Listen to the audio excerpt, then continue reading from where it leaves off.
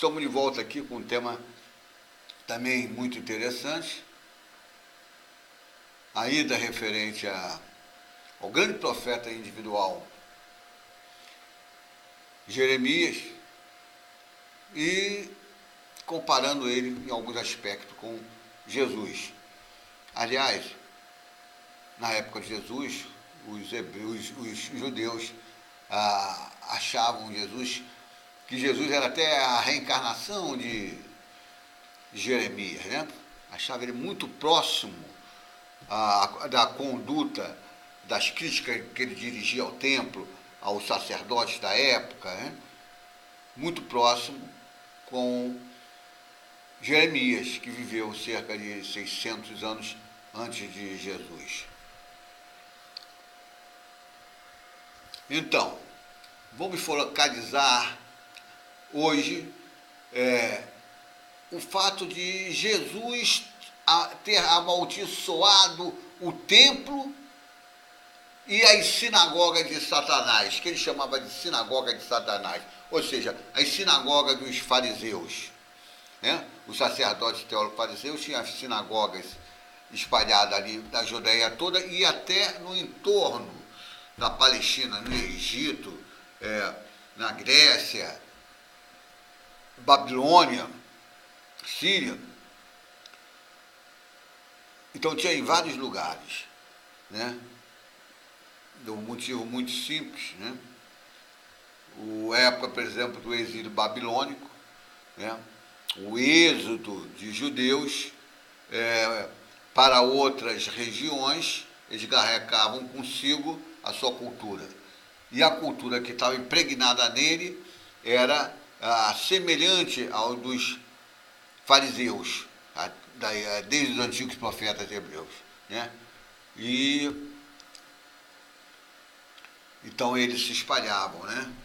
No êxodo, eles se espalhavam e carregavam ali aquelas malditas sinagogas, né? Que Jesus chama de sinagogas de Satanás. Então, na época de Jesus histórico, este atuou de modo semelhante a Jeremias, ou seja, o mestre acusou os teólogos e sacerdotes de ladrões e dissera que o templo edifício de Jerusalém consistia num covil de ladrões. A mesma crítica, quer dizer, ele quis respaldar desse modo, ao criticar o templo, considerá-lo como um covil de ladrões, ele quis dar respaldar ao Jeremias e constatar que de fato estava acontecendo. E claro, quando Jesus voltar à segunda vinda, e não fará coisa diferente, que a mesma podridão está aí. Tempos e mais tempos, evangélicos, católicos, protestantes, né? Só que Jesus veio no contexto global, né?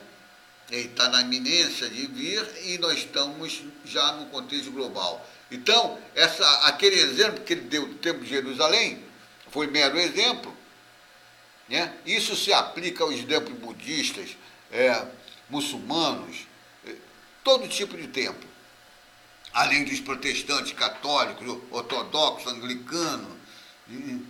Então vamos ao texto em que Jesus faz essa crítica respaldando Jeremias e que vocês podem ter certeza, na vinda dele ele vai fazer a mesma coisa. E assim como a maldição de Jeremias produziu efeito, o templo de Salomão foi destruído por Nabucodonosor, o templo de Jerusalém da época de Jesus também foi destruído, no caso pelos romanos. E essa multidão dessa porcaria desses templos, tanto templos e edifícios, daquelas magníficos, daquelas catedrais, quanto a multidão de sinagogas de Satanás modernas, que são aqueles inúmeros templos de fariseus. É quase a mesma coisa, ou seja, são os fariseus modernos, vamos dizer assim, os evangélicos protestantes, as capelas dos católicos, dos ortodoxos. Então, vamos ao texto. Então Jesus entrou no templo e expulsou todos os vendedores e compradores que lá estavam. Virou as mesas dos cambistas e as cadeiras dos que vendiam pombas e disse-lhes: está escrito, minha casa será chamada casa de oração, vós, porém, fazei dela um covil de ladrões. Confira isso lá em Mateus, capítulo 21, versículo 12 e 13. Um covil de ladrões é o que consiste nesses inúmeros templos que nós vemos hoje, pelo mundo afora. Jesus amaldiçoou e profetizou também a destruição do templo edifício de Jerusalém. Confira isso lá em Mateus 25, 1, 2. Mas vamos voltar nesse ponto mais adiante. Esta profecia se concretizou também no ano 70. Os romanos sufocaram uma revolta liderada pelos judeus, sobretudo lá pelos fariseus, manoplou lá o pessoal mais revoltosos, né? E então os romanos destruíram Jerusalém e o templo edifício, ou seja, o templo de Jerusalém, e anexaram o país como província romana. Os habitantes de Jerusalém dispersaram.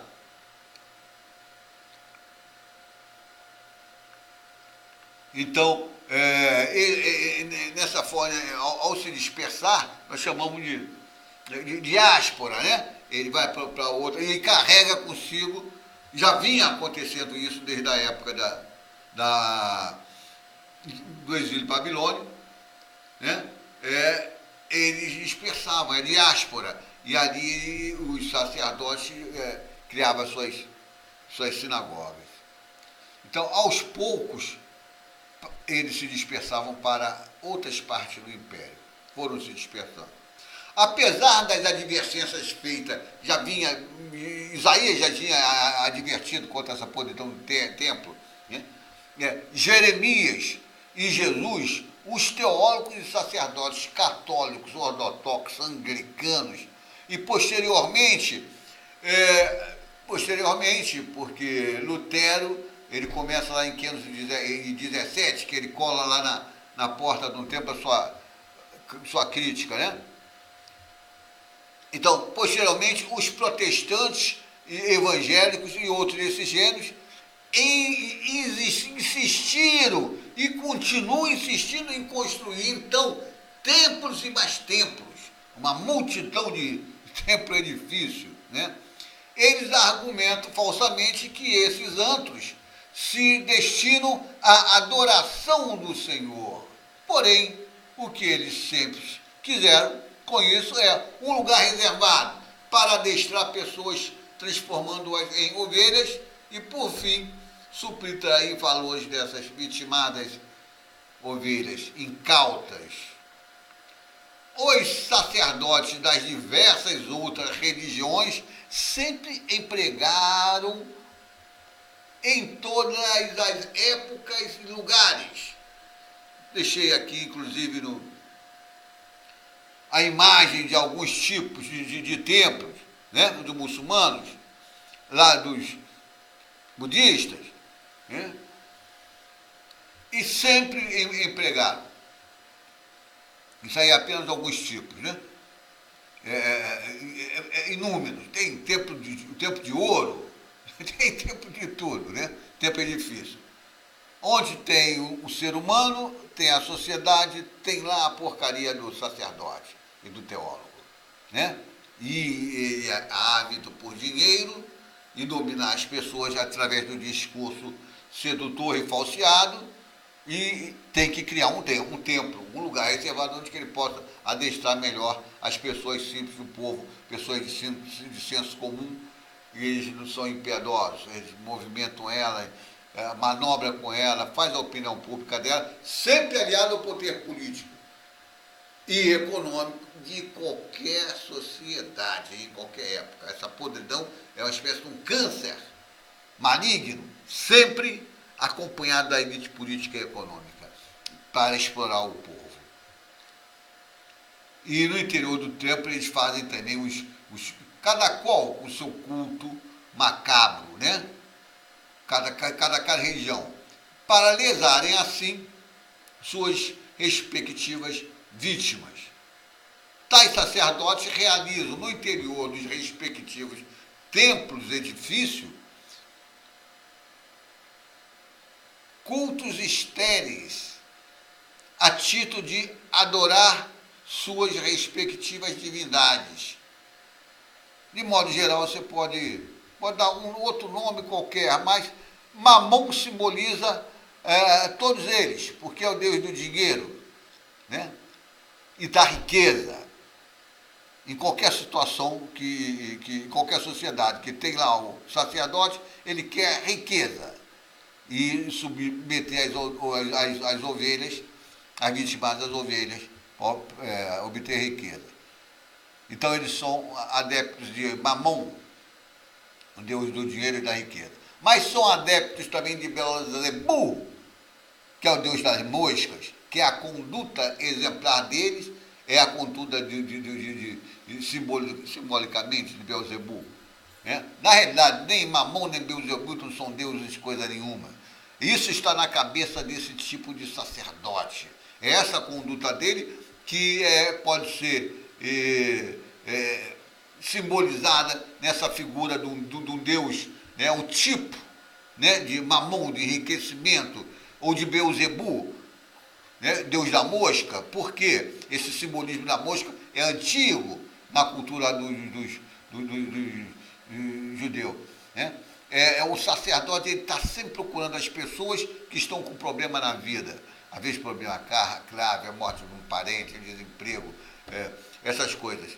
E eles vêm lá aproveitar aquele momento traumático da pessoa, prometer um lenitivo, nunca resolvem nada, né? Mas assim ele vai dominando as pessoas, submetendo elas ideologicamente. Eles não usam a força, como Jesus chama eles, raça de víbora, a figura do Satanás, né? Que lá seduziu Eva, né? Aquilo tudo é um simbolismo, mas dá para entender aí isso aí, né? É o discurso sedutor, né? Essa é a figura do teólogo, do sacerdote de qualquer religião. Então, no caso dos antigos hebreus, a multiplicação de alguns cultos, holocaustos, sacrifícios, etc., nem sequer foram, na verdade, instituídos por Deus através de Moisés, como eles argumentavam, os sacerdotes, mas foram inventados pelos sacerdotes para estes enganarem e lesarem suas vitimadas ovelhas. Nesse sentido, o grande profeta individual chamado Jeremias esclarece que Yahvé, o Deus do amor, do direito, da justiça, não criou uma repetição indevida de rituais com o único objetivo de subtrair valores dos fiéis. Yahvé houvera recomendado, através dos grandes profetas individuais, como coisa importante, que os hebreus seguissem a voz de Yahvé, isto é, a palavra de Yahvé, que consiste na conduta voltada para o amor, a justiça e o direito. Se não, vejamos. Diz lá, o oráculo do Senhor transmitido por Jeremias. Eis aqui o que diz o Senhor dos Exércitos, o Deus de Israel. Amontoai holocaustos sobre holocaustos, sacrifícios sobre sacrifícios, e deles comei a carne. Porquanto não falei a vossos pais, e nada lhes prescrevi a respeito de holocaustos e sacrifícios, no dia em que os fiz sair do Egito, foi esta a única ordem que lhe dei: escutai minha voz, serei vosso Deus e vós sereis o meu povo. Segui sempre a senha que vou indicar, a fim de que sejais felizes. A fim de que sejais felizes. Eles, porém, não escutaram, nem prestaram ouvidos, seguindo os maus conselhos dos seus corações empedernidos. Desde o dia em que vossos pais deixaram o Egito até agora, enviei-vos todos os meus servos, os profetas. Todos os dias, sem cessar, os mandei, porém não os escutaram, nem lhes deram atenção. Esse oráculo de Jeremias está lá em Jeremias 7, versículo 21, 24a e 25, 26a também. Jeremias transmitiu oráculo de Yahvé, o Deus do amor, do direito e da justiça, que denunciou o modo perverso, violento, injusto e desumano como os indivíduos que integram os segmentos sociais das elites operavam sobre os segmentos pobres trabalhadores. Ou seja, o modo como o conjunto dos indivíduos ricos, poderosos, os falsos profetas, teólogos e sacerdotes da época dele dominavam, mancomunados entre si, dominavam e alienavam ideologicamente e exploravam economicamente os órfãos, os infelizes, órfãos e viúvas. Já expliquei em outras oportunidades. Muitas vezes caía na condição de escravo por dívida, né, em razão da morte do marido, numa sociedade arraigadamente patriarcal, e dívidas contraídas com agiotas, e juízes corruptos que logo mandavam tomar ali a terra, e depois, quando não tinha mais nada, tomava a independência do indivíduo, né? Ou seja, transformavam em escravo de dívida. Ao longo do tempo, um grande número de órfãos e viúvos engrossavam os segmentos pobres trabalhadores, na condição de paupérrimos ou de escravo por dívida, né? E infelizes, de modo geral. Então, eles dominavam de tal modo que Jeremias usou até essa expressão muito marcante, né? Uma impressão que impressiona mesmo. Eles ultrapassaram os limites do mal. Não era meramente maus, não. É uma expressão impactante, né? Ultrapassaram os limites do mal. Das elites alienavam e empobreciam impiedosamente a massa dos indivíduos trabalhadores. Assim, essa massa ficava abatida, sem capacidade de reação, e mostrava-se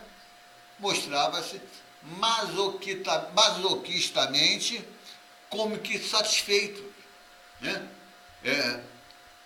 Mas por uma situação incondicional, abatida, falta de cultura, né? Falta de recursos materiais e intelectuais. Então, essa massa de trabalhadores pobres, assumia os valores egoístas próprios das elites, mesmo sem poder realizá-los.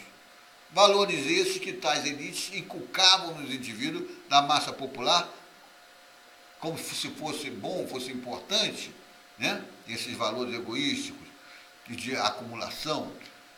Note como Jeremias viu a tamanha maldade com que os indivíduos ricos e poderosos, os membros dos grupos de teólogos, né, sacerdotes e falsos profetas, dominavam e alimentavam ideologicamente e ainda exploravam economicamente os órfãos e infelizes, no dizer deles. Nesse sentido, Jeremias denunciou tais membros das elites. Eles ultrapassaram os limites do mal. É impactante essa frase, essa constatação de Jeremias nessa direção e se referindo aos membros das classes, os membros das elites e da sua nação. Jeremias transmitiu o seguinte oráculo de Yahvé: porquanto perversos se encontram no seio do meu povo, que espreitam de tocaia como caçadores de pássaros, armando laços para apanhar os homens, a semelhança de uma gaiola de pássaros. Assim estão suas casas repletas de furtos de suas presas, furtado de suas presas. Por esta forma, tornam-se ricos e poderosos. A mesma coisa que acontece aqui no Brasil, né? É a mesma coisa. A podridão é a mesma. As elites é a mesma podridão de sempre. Então, continuando. E se apresentam nutridos e reluzentes, enquanto os órfãos e viúvas, como os pobres, estão lá todos maltrapilhos e esqueléticos. Então, diz ele, continuando, ultrapassaram os limites do mal, não procedem com justiça para com o órfão, mas prosperam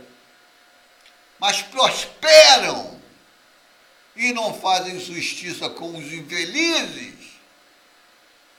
Como não repreender tamanhos excessos, oráculo do Senhor,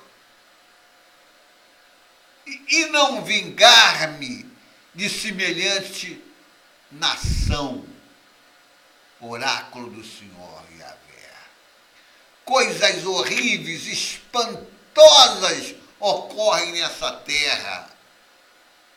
Mentem os falsos profetas em seus oráculos. Os sacerdotes dominam pela força e meu povo mostra-se satisfeito. Que farei? Que fareis vós quando chegar o fim? Isso está lá em Jeremias 5, 26, 31. Confira também em Jeremias 23, 9, 17. Parece que Jeremias estava falando aqui para o povo brasileiro, para as elites brasileiras, né? Tamanha analogia.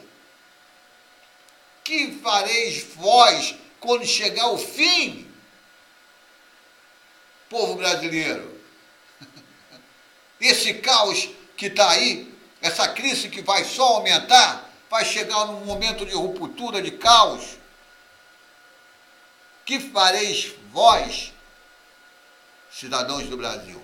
Então, nessa mesma direção que acabei de indicar, e ainda se referindo aos membros das elites da sua nação, Jeremias transmitiu outro oráculo de Yahvé, também impactante. Diz ele: assim como se embaraçam o ladrão ao ser pego em flagrante, assim também serão confundidos os homens da casa de Israel. Eles, seus reis e seus chefes, seus sacerdotes e profetas, voltam-se as costas e não o semblante. Isso está lá. Voltam-me as costas e não o semblante. É o que Jeremias está dizendo, que o oráculo Yahvé está falando. Eles voltam as costas para Yahvé. e não olham para ele, ou seja, não atende ele, que clama por justiça, por amor e por direito. Isso está lá em Jeremias 2, capítulo 2, versículo 26. E Yahvé, o Deus do amor, do direito e da justiça, ficava perplexo diante da passividade com que as ovelhas robôs se submetiam aos teólogos, sacerdotes e falsos profetas hebreus.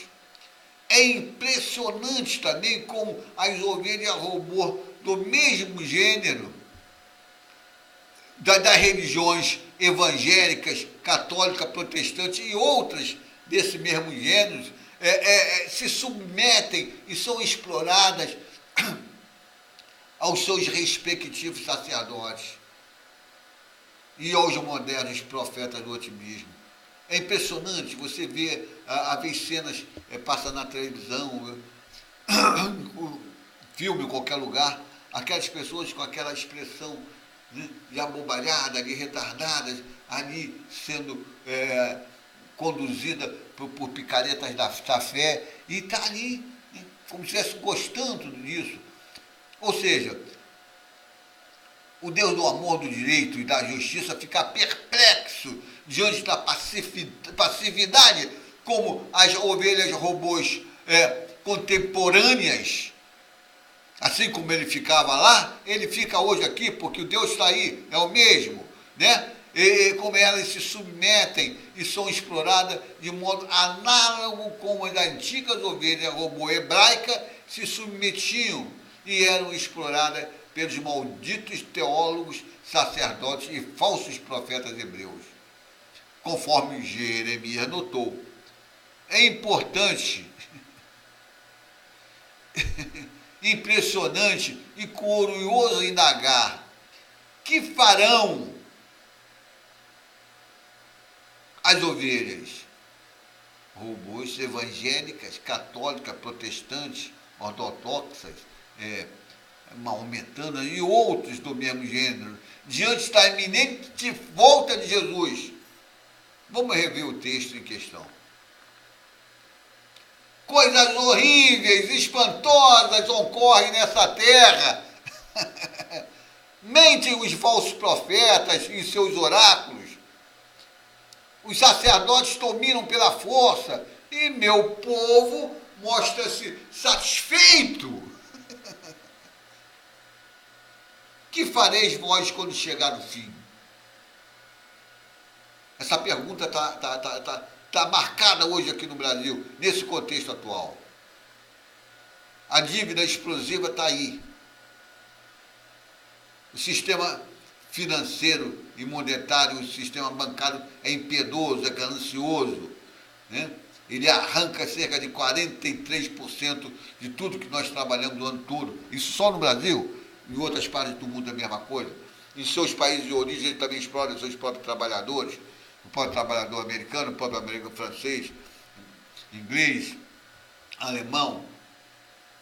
Mas essa crise é mundial. Ela não está só no Brasil, ela é global. E eles vão passar por essa mesma situação, numa ruptura abrupta. Né? Que fareis vós quando chegar o fim? É uma pergunta também impactante, né? E motivo de muita reflexão. Estamos diante da eminente volta de Jesus, que, com certeza, irá novamente combater e profetizar a destruição dos templos e edifícios contemporâneos. Agora, no âmbito global. Ele falou lá, na sua época, e repetirá: não ficará pedra sobre pedra. Deixei essa figura aqui do lado, para as pessoas verem bem. Né? Ali está a amostra de alguns tipos de templo, né? O católico, o protestante, o evangélico, né? Algumas amostras só budista. Isso se aplica a todo tipo de templo. Não ficará pedra sobre pedra. Portanto, falta pouco tempo para os templos e edifícios serem destruídos ou se transformarem em favelas, né? Morarias de pessoas mais humildes, com a acentuação da crise econômica. E diante do caos que está por vir em breve.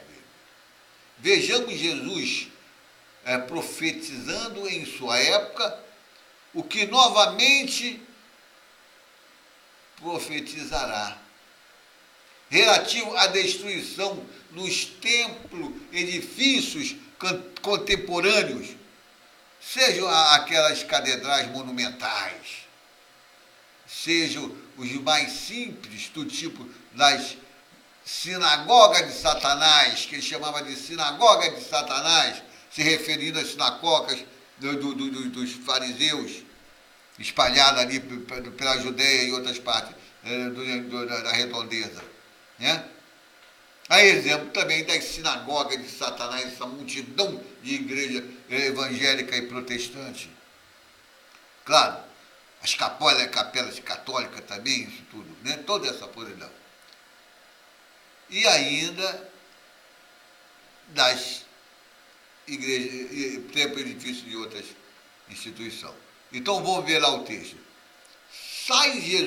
Jesus saiu do templo e, como se afastava, os discípulos o alcançaram para fazê-lo notar as construções do templo. Mas ele respondeu-lhes: vede tudo isso?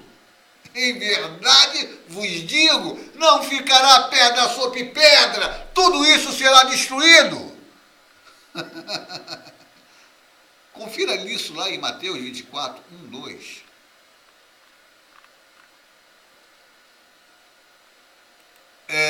Motivo de muita reflexão. Essa situação a situação atual, a situação do religioso, sobretudo, mas das pessoas que também não estão muito apegadas à religião, ao problema da conversão, né? Porque o que é templo de Deus, na realidade, é a conduta do indivíduo. A conduta do indivíduo voltada de acordo com o Deus do amor, do direito, da justiça. Ele é o templo de Deus e Deus habita nele. Claro que não é a conduta dos religiosos de modo geral, sobretudo dos teólogos e sacerdotes protestantes, católicos, evangélicos, ortodoxos, toda essa podridão, né? Eles estão voltados para Mamon, o Deus do dinheiro e da riqueza, e para Belzebu, o Deus que explora as pessoas, como mosca explora a ferida das pessoas, né? Isso torna-se uma situação mais grave, inclusive agora, na iminência da volta de Jesus. Então as pessoas precisam se esforçar e se converter, se transformar essa conduta e adequá-la mais de acordo com a conduta de Jesus, que foi o exemplo, né? E que é voltada para o amor, o direito da justiça, a fraternidade, a solidariedade, a honestidade, né? A honestidade nesse país da corrupção é uma ironia do destino. Bom, então vamos lá. Não ficará pedra sobre pedra. Então eu encerro aqui essa palestra. Agradeço, como sempre, a atenção de vocês, e justiça e paz para